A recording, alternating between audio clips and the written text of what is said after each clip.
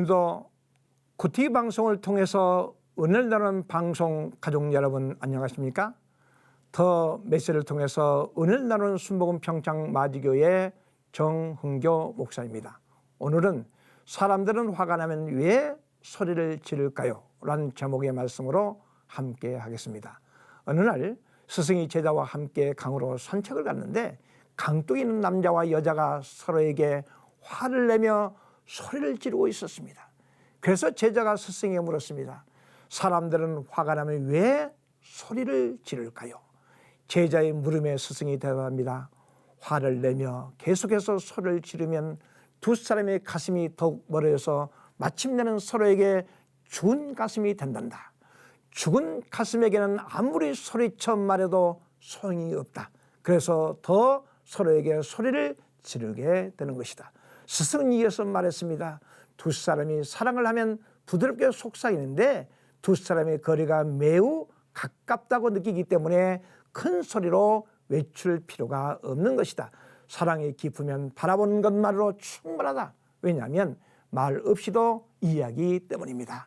우리가 살고 있는 시대는 코로나19 예방을 위해서 사회적 거리 운동이 지속되면서 더위가 기승을 부리고 스트레스와 짜증 그리고 화가 많이 나는 요즘입니다.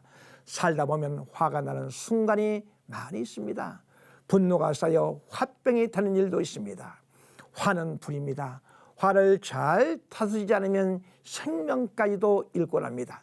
그리고 인간관계가 깨어지기도 하지만 평생 마음의 상처를 입기도 합니다. 하나님 말씀에 분은 내어도 죄를 짓지 말며 해가 지도록 품을 풀지 말고라고 기록하고 있습니다. 성경에는 분을 내지 말고가 아니라 분을 내어더라고 말씀하고 있습니다. 예수님 때로는 독사의 자식들아 말씀하시면서 화를 내시지 않았습니까?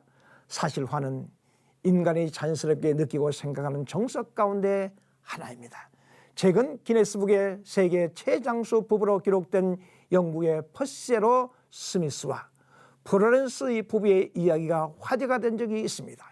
교회학교 교사였던 플로렌스는 마을의 작은 교회 5달 연상의 청년을 신랑으로 맞이했습니다. 그리고 80년의 세월이 흘렀습니다. 사람들이 이 부부에게 물었습니다. 어떻게 그 오랜 세월을 해로할 수 있었습니까? 그러자 남편이 이렇게 대답했습니다.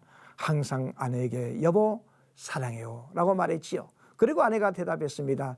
전 남편에게 늘 여보 미안해라고 말했어요. 이 부분은 삶을 통해서 실천한 하나님 말씀이 해가 지도록 붐을 품지 말고 마귀로 틈타지 못하게 하라입니다. 구원의 단계 중에 7번째가 성화입니다. 예수님을 닮아가는 과정은 죽을 때까지 기도하고 노력하는 것입니다. 화를 안 낼 수는 없지만 화를 다스릴 수 있는 지혜와 노력이 필요합니다. 사람이 사랑하고 배려하면 장수합니다. 사랑은 질병에 대한 저항력도 증진시킵니다. 반대로 분노는 우울증, 염려와 함께 불행의 씨앗이 되기도 합니다. 사람이 성내는 것이 하나님의 의를 이루지 못함이라고 기록하고 있습니다. 사람은 전혀 예상치 못한 일을 갑자기 당할 수도 있고 억울한 일이나 서운한 일을 당할 수도 있습니다. 그러므로 화를 참는 것만이 능사가 아니라 화를 내어도 내일까지 품지 말라는 것입니다. 화를 내어도 남에게 피해를 주지 않는 방법을 찾아내도록 해야 됩니다. 야고보서 1장 25절에 그런즉 거짓을 버리고 각각 그 이웃으로 더불어 참된 것을 말하라. 우리가 서로 지체가 되리라고 말씀하고 있습니다. 거짓을 버리라는 것입니다.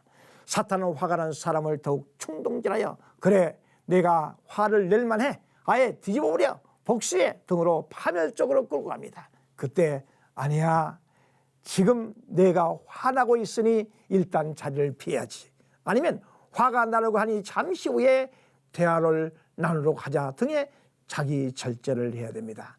흔히 화를 내는 경우에는 해결해야 할 일을 해결하지 못할 때입니다. 그러므로 해결하지 못한 일이라면 이해하거나 용서하거나 관용을 베풀어야 해결됩니다. 잠언 19장 11절에 노하기를 더디하는 것이 한 사람의 슬기라고 했습니다.